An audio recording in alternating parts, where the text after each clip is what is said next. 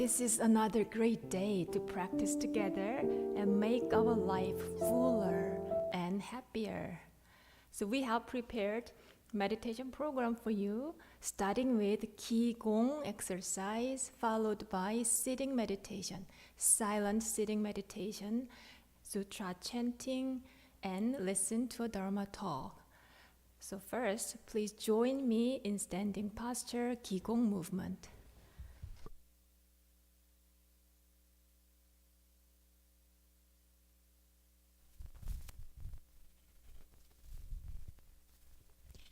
Put your arms to your side, arms down, arms all the way up, and arms all the way down. Hands around your hips, rotate your ankle and toes. 3, 2, 1, switch your foot.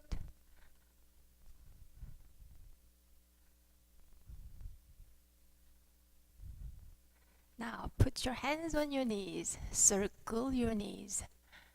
1, 2, 3, 4, reverse the direction. 4, 3, 2, 1. Come up, hands around your hips, circle your hips.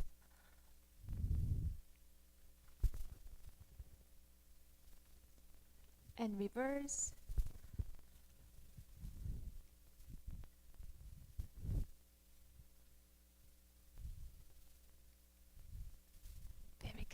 Now palms up. Bring your hands inward, backward, to your side. Turn your palms back up again. Good. 1, 2, 3, 4, 5, 6, 7, and 8. Arms down. Bring your arms up high. Bring your right arm forward, left arm backward. Swing them down and swing them up. Got it? Again, down and up. Together, down together and up together. Almost there. Down together, up together. 1, 2, 3, and 4. Reverse. 4, 3, 2, and 1. Arms down, down, down. Your right ear goes to your right shoulder. Back to center, go to your left. Without moving your shoulders, just move your head. One more time, go to your right. Come back, breathe in to your left and breathe out. Breathe in, come back. Now turn your head and look over your right shoulder. Come back, breathe in and breathe out. One more time, breathe in and out. Breathe in, breathe out. Chin down. Now dangle and move around your head. Chin up. Same way. Back to center. Now make a big circle with your chin. When you get to the bottom, reverse the direction. Relax your jaw as you circle your head. One more round to each direction. Go slow and easy.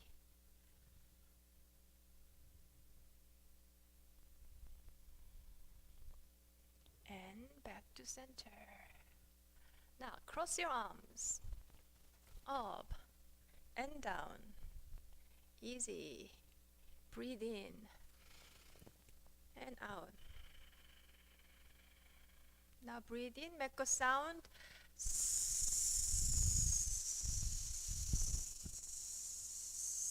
Go slow, breathe in, now ha.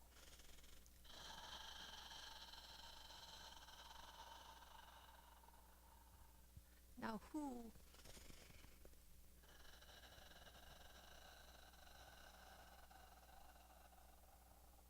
He.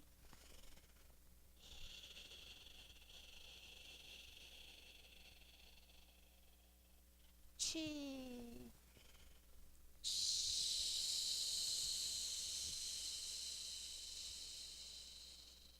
And finally she.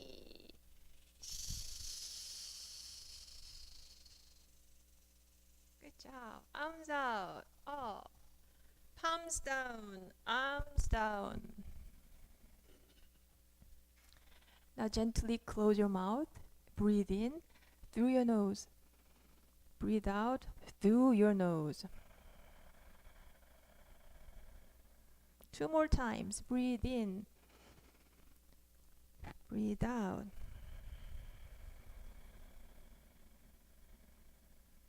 Inhale up. Exhale down.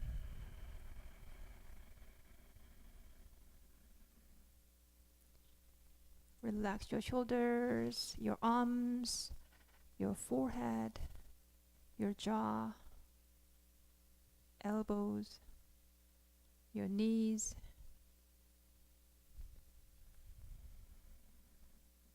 Stay there and breathe.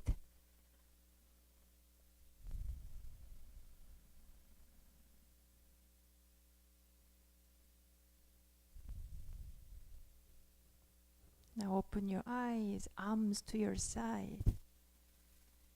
Bend your upper body as you make your arms round, fingertips pointing to each other, and lift up your arms, your upper body together. Good. Now turn your palms up, and arms down to your side. Very good. Again, breathe in, breathe out. As you breathe in, up, up, up, up, up, all the way up. And breathe out. On your palms up to your chest, palms facing out, arms out, and arms down. 2 more times. Breathe in, breathe out. Breathe in up. Breathe out. Arms up, breathe in. Hold your breath, arms out. And breathe out, bend. Breathe in, up. Palms up. Palms down, breathe out. Breathe in. And breathe out. Feet close to each other. Arms out to your side. And palms down again and breathe out through your nose. One more time. Up. And palms meet together. Palms down to your heart center. Now please join me in bowing practice.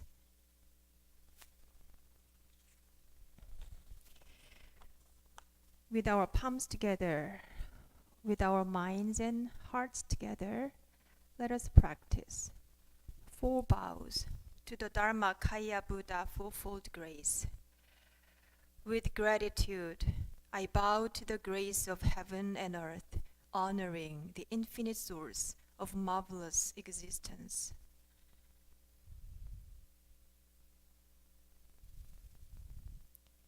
With gratitude, I bow to the grace of parents, ancestors, and everyone who has given me life and nurtured me.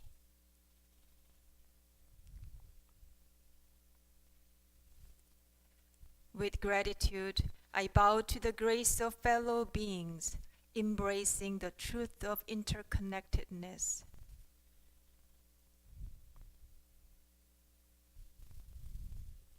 With gratitude, I bow to the grace of laws, which guides us to develop justice and freedom through Dharma and universal principles.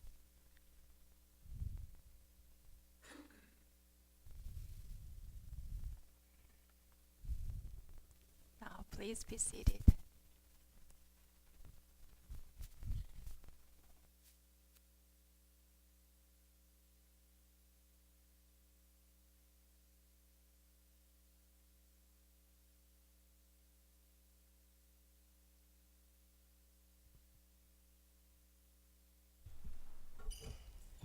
Silent sitting meditation follows. Meditation is simple and easy.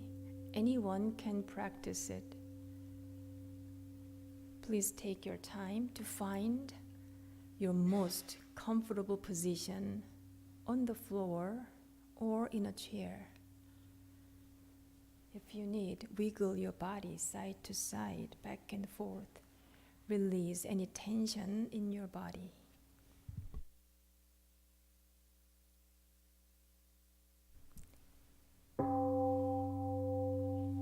Breathe in, grab all your attention, and breathe out. Release any mental or physical uneasiness.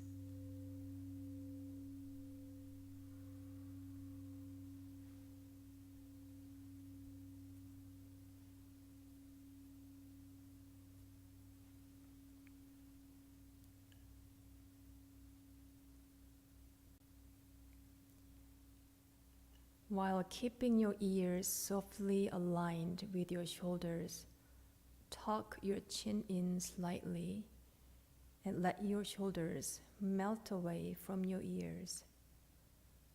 Enjoy the sensation of your arms and hands relaxing.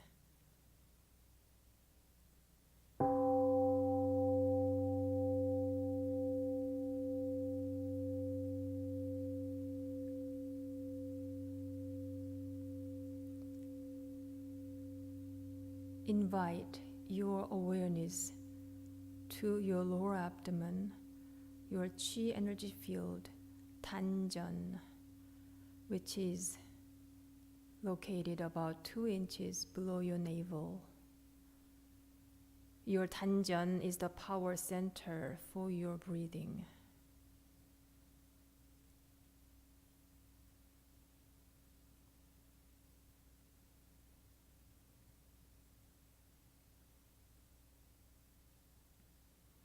When thoughts arise in your mind, do not be disturbed by them. Do not react to your thoughts or pursue them. Recognize them as just thoughts that will disappear by themselves. Continue to bring your awareness back to your Tanjan, abiding breath.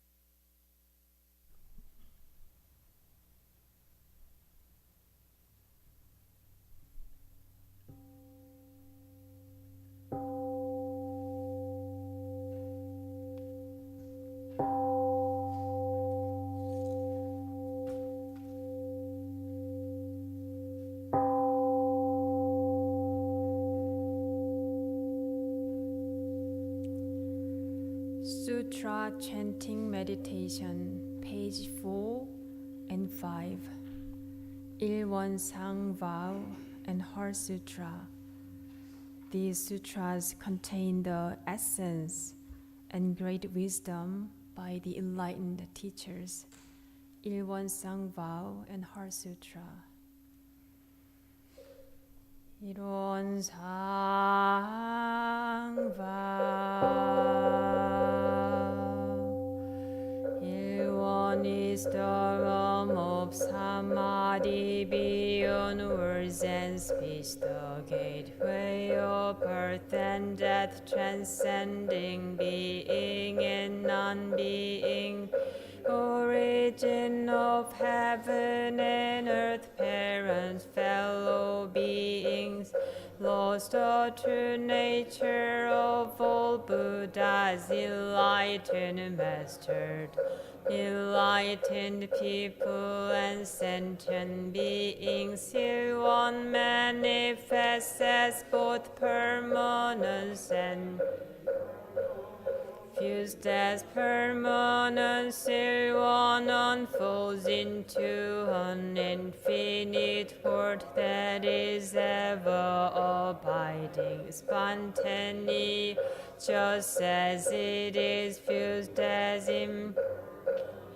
here one unfolds into infinite world through the cycle of formation, duration, decay and extinction of the universe, and the birth, aging, illness, death of all beings, according to how we use our minds and bodies in the full forms of birth. We six forms of existence, progressing or regressing with grace, arising from harm or come from grace. Therefore, unawakened beings vow to practice wholeheartedly, modeling ourselves after Ilwonsang the Dharma Kaya Buddha, by cultivating our minds and bodies deeply, human affairs and universal principles thoroughly, using our minds and bodies skillfully, thus progressing rather than regressing, receiving grace rather than harm, until attain the great empowerment of Ilwon and become one with the nature of Ilwon.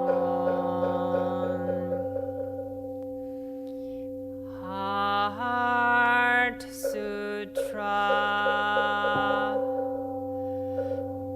The sattva of great compassion, when deeply practicing prajnaparamita, realize that all five aggregates are empty and thus became free from suffering and distress. So Shariputra does not differ from emptiness. Emptiness does not differ from form. Is emptiness. Emptiness is form. The same is true.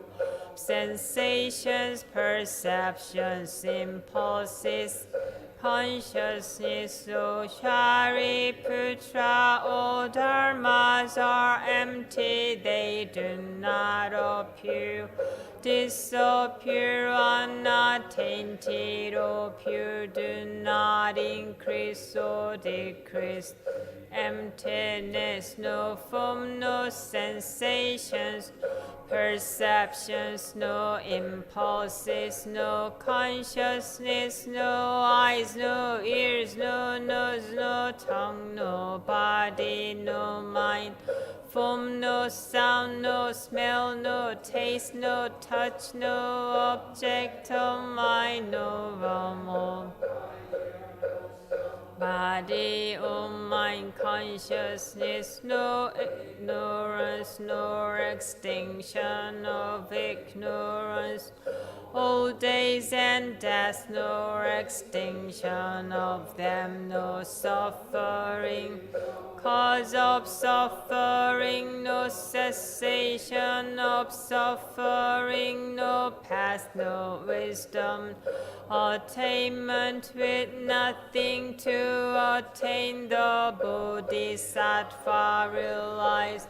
Prajna paramita, therefore the mind has no hindrance. Without any hindrance, fears exist, free from delusion, one dwells in.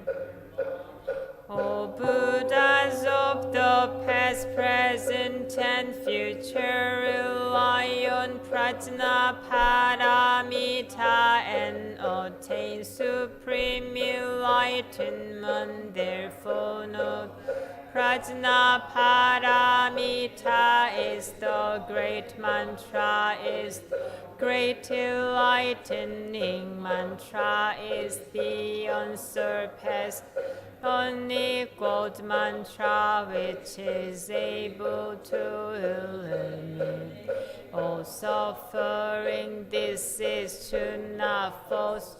Proclaim the Prajna Paramita mantra which says gone, gone, gone beyond, far beyond, now awaken, gate, gate.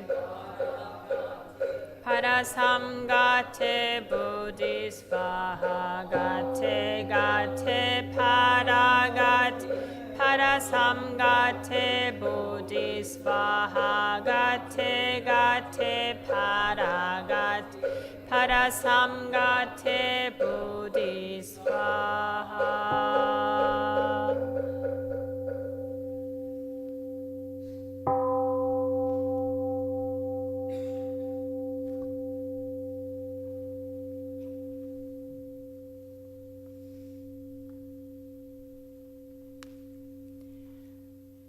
Now we'll listen to a Dharma talk.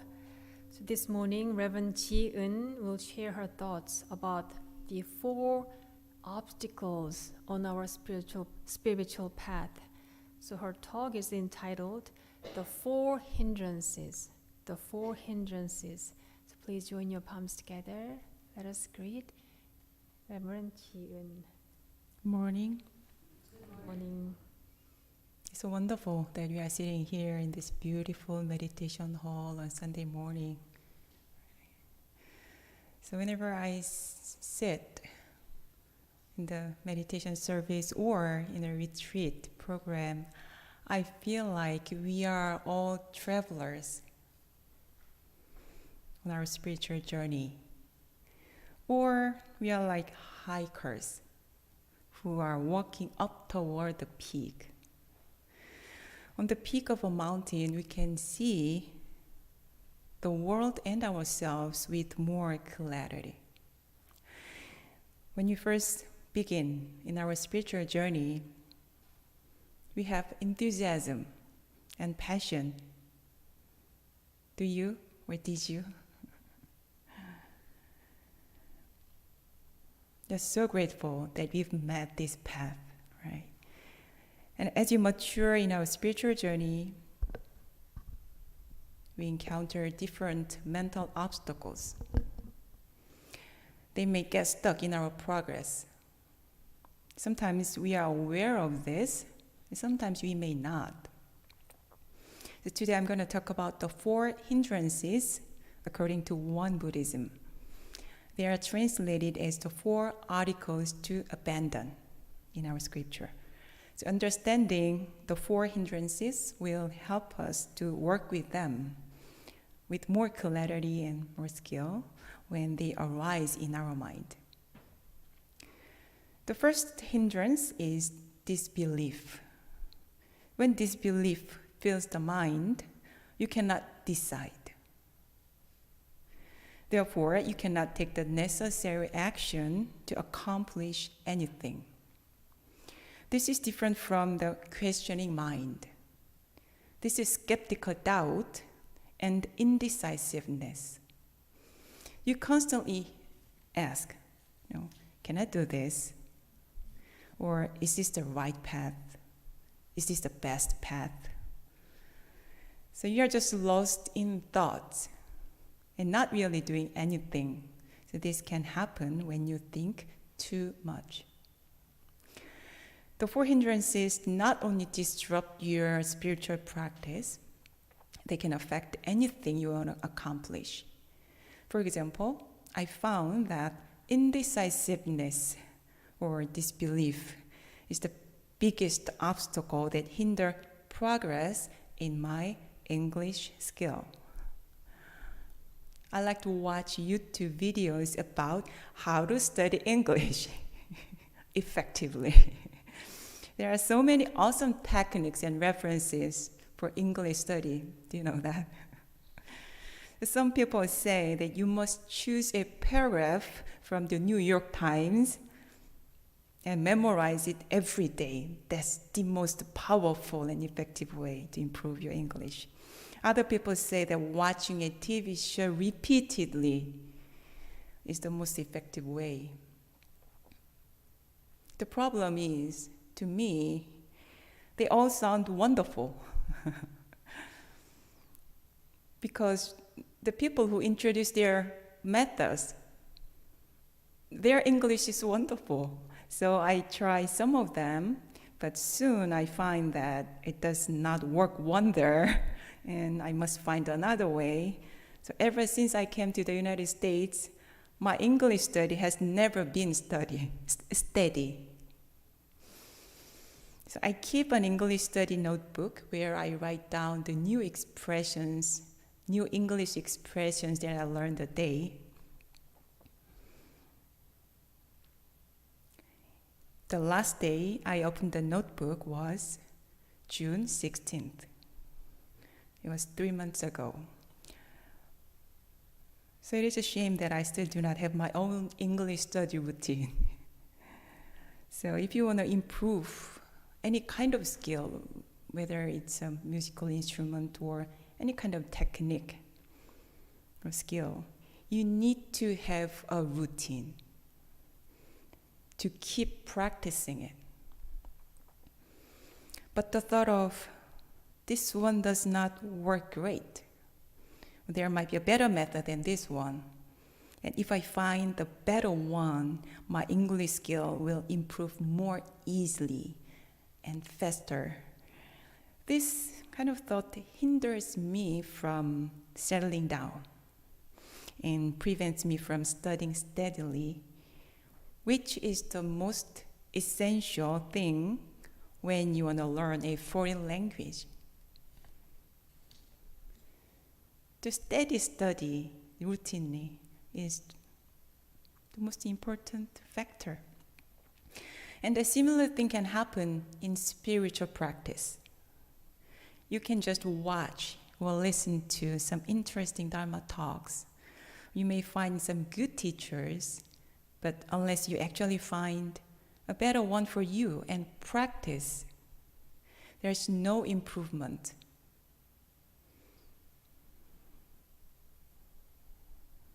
So you must actually practice and not just shopping around. There are many paths to the peak. And to move on to the peak of a mountain, you first choose a good path and then walk on it. So if you have belief in that path and keep walking with sincerity and humility, this will lead you to the peak. So I'd like to mention that disbelief can arise towards our own selves too. If you do not believe in your own innate power to bring about the change, you can lose the fundamental motivation to continue spiritual practice. For me, after years of practice in Won Buddhism, it has become more a matter of forgetfulness than understanding. I believe that my mind is originally free from disturbance, delusion, and wrongdoings. When I feel this more clearly, usually on the meditation cushion, it's a wonderful feeling. I feel alive, or positive, more resilient, if I have to describe it verbally. It's wonderful, but the problem is I forget that. I just maybe glimpsed it rather than sustaining its clarity. So, what's the antidote to disbelief in my own Buddha nature? It is to remind myself of my innate Buddha nature every day, not to forget it during the day. Meditation practice helps me to do this. So belief and practice, they advance together in this way. In just a short affirmation meditation in the morning, it helps a lot. The second hindrance is greed or desire. Everyone has things we like or want. These things give us comfort and pleasant sensations. It might be someone, something, some work, or some specific activity. There's nothing wrong with enjoying the pleasant things in life. The problem happens when appreciation turns to greed. Our founding teacher, Sotaesan, defines greed as excessive clinging to something beyond any normal degree. So it's a matter of degree. So let me tell you a story. One of the disciples of the founding master liked to read the newspaper so much that the minute he found the newspaper had been delivered, then he would stop doing the work at hand to read it. Even when there was something urgent to do, he would at least look at the headlines before resuming his work with his mind at ease. Does this sound familiar? These days it can be YouTube or Instagram or Facebook. And one day the founding master admonished him, seeing how you get lost in something as trivial as newspaper reading, I worry that you may do the same with other matters as well.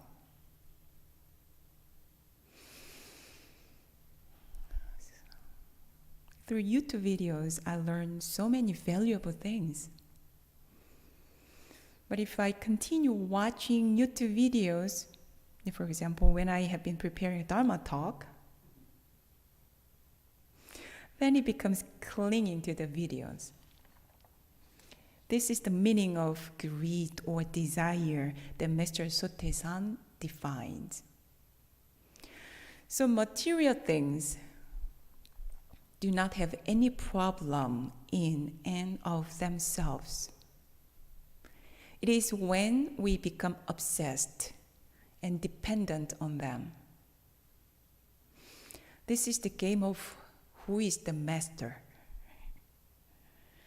When we fail to control the greedy mind, it brings a lot of harm to ourselves and to others. So Won Buddhism has several precepts. In Won Buddhism, we have 30 precepts, and some of them are related to greed or desire. Do not steal. Do not consume intoxicants. Do not gamble or play idle game. Do not embezzle public funds. Do not be obsessed by the pursuit of gold, silver, and precious gems. Do not be ostentatious in wearing clothes, fashion, etc. Mr. Sote-san said to the disciple, I am warning you about such a trivial matter in order to give you a realistic picture of how your spirit becomes influenced. You should not be drawn in by things that you either like or hate, but should always follow the right path, thereby controlling the myriad sensory conditions rather than being controlled by them. Then you will preserve forever your true and noble original nature. This is why greed is one of the 4 hindrances. In 2019, I joined Reverend Ginger's Coming a Walk for the last few days. I just joined the last few days, and she went through the whole path. The destination was the Cathedral of Camino de Compostela. Have you heard about it? It's the whole path. It takes usually 40 days or so. And we walked all day long. I remember one day we walked almost 35 kilometers, 22 miles. So stopping at the towns along the way, we met people and enjoyed some cafe au lait or other snacks. The pastries was so sweet and delicious during the long journey. But we knew that we must get up again and walk in the rain. It rained most of the days because we want to arrive at the destination. So if you have set a goal, we need to overcome the smaller desires that distract us from our goal. So I pray that people in the world, including myself, cultivate the power to use material civilization skillfully and wisely to make our life more abundant and the world more peaceful.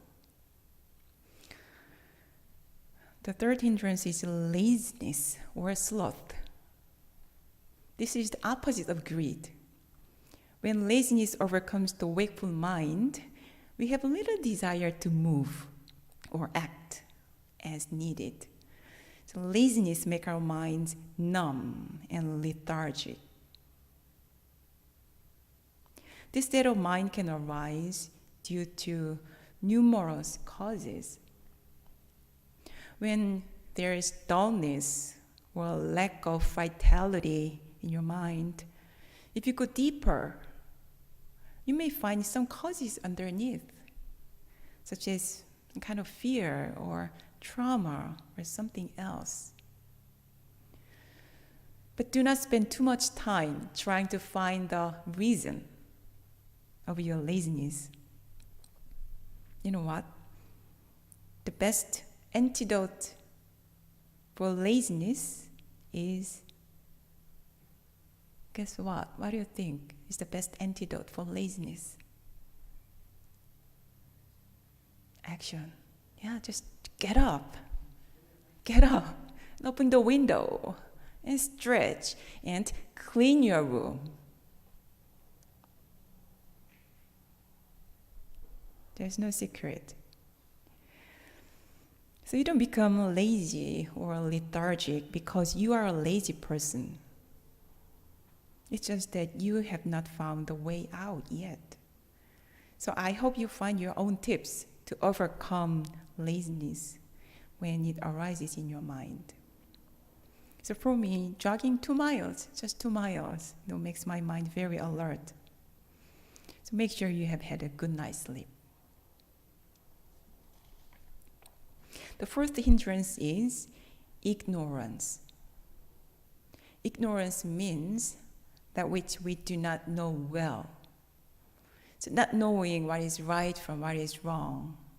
In other words, we do not understand clearly what's going to bring benefit and what's going to bring harm in the long run. We just act as we please. This is like hiking without realizing you are deviating from the path. You think you are going to the ridge, you're going to reach the peak, but you are going awry. When ignorance misleads the mind, it's difficult to realize because we are ignorant. So you keep going around and around until you start to wonder, what's wrong? So ignorance arises in so many different forms. Just sometimes it's hard to identify ignorance is there.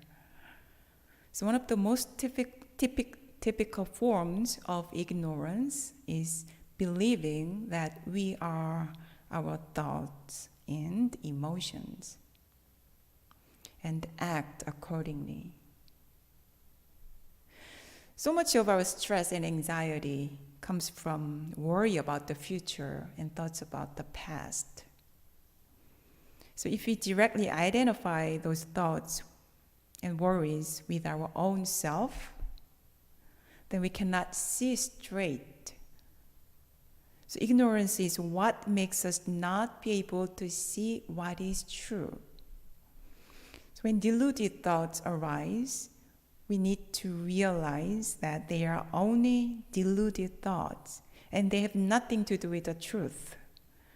So which remains in the present moment. The antidote for ignorance is questioning. When you are taking an action, ask yourself, does this serve for me? Does this serve for me? So does it make sense? Really? Then you may find that what you feel like true is only your monkey mind, jumping here and there. You don't have to get the answer to the questions right away. The questioning mind itself is the key to getting out of ignorance. So once you realize that what makes you suffer is only your mind, then the next time you will be free of your mind a little faster. So today I talked about the 4 hindrances to our spiritual practice. When you feel that your mind is stuck and you are lost, just check in on your mind and see if you have any of these hindrances. Find your way to work with and refresh your mind. These hindrances are called the 4 hindrances because they are the most common obstacles that most practitioners encounter. So don't be frustrated if you feel lost and don't feel joy in your practice, don't feel frustrated by that. So look into your mind and see if you have any of these 4 hindrances. Work with it, then you will be able to enjoy hiking again. So I hope our practice deepens and enjoy this beautiful season, and be sure to take time to discover all the joy in your spiritual journey. Thank you. Thank you. Thank you always for your clear and easy and kind explanation of Dharma. So she explained about 4 obstacles in our spiritual practice. Let me give you a test. What was the first one? Disbelief. Yes. Second one? Greed. Third? Laziness. Fourth? Ignorance. So which one do you find most in your practice? Is it disbelief, greed, laziness, or ignorance, or four of them all together. Do you know there are counter forces that we can actually embrace in order to get over or go over these obstacles? Actually, Reverend Yu gave a talk on that topic. So let's just fresh our understanding of Dharma. The first one is belief. Second, zeal. Third, questioning. Finally, dedication. Let's review this one more time together. Belief, zeal, questioning, and dedication. Very good.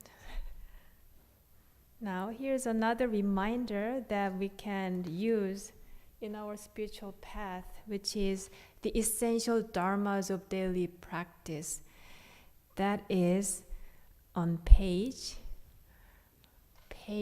anybody knows the page number? 6, page 6, thank you. Today, Debbie will guide us to read this together. 1. The mind is originally free from disturbance. But disturbances arise in response to sensory conditions. Let us restore the equanimity of our true nature by letting go of disturbances. 2. The mind is originally free from wrong, Delusions. but delusions arise in response to sensory conditions. Let us restore the wisdom of our true nature by letting go of delusions. 3. The mind is originally free from wrongdoing, but wrongdoings arise in response to sensory conditions. Let us restore the precepts of our true nature by letting go of wrongdoings. 4. Let us replace disbelief, greed, laziness, and ignorance with belief, zeal, questioning, and dedication. 5. Let us turn resentment into gratitude. 6. Let us turn dependency into self-reliance. 7. Let us turn reluctance to learn into willingness to learn well. 8. Let us turn reluctance to teach into willingness to teach well. 9. Let us turn lack of public spirit into eagerness to serve the good of all.